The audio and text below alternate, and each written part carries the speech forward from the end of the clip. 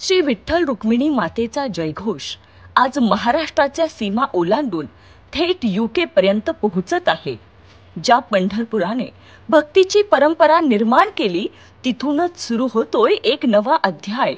UK मध्ये पहिल्यांदाच उभारलं जाणार आहे एक भव्य दिव्य आणि भक्तिपूर्ण असं श्री विठ्ठल रुक्मिणी मंदिर.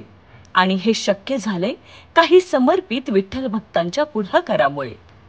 मीटिंग झाल्या, नियोजन ठरलं, राजकीय आणि सामाजिक पाठिंबाही मिळवला. पंढरपूरच्या पवित्र मातीतून सुरू झालेली वारी आता यूके मध्ये जाऊन थांबणार आहे. विठू माऊलींच्या पादुका आता जागतिक स्तरावर मराठी संस्कृतीचा गंध पसरवत आहेत. यूके मधील विविध शहरांमध्ये या पादुकांचं भक्तिपूर्ण स्वागत होत आहे. ही केवळ वारी नाही, ही आहे भावनेची, श्रद्धेची आणि आपल्या संस्कृतीची जागतिक यात्रा.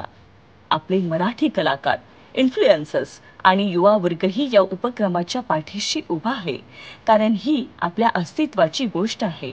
हे मंदिर केवळ एक वास्तू नाही, ही आहे आपल्या विठू माऊलींची जागतिक पातळीवर ओळख.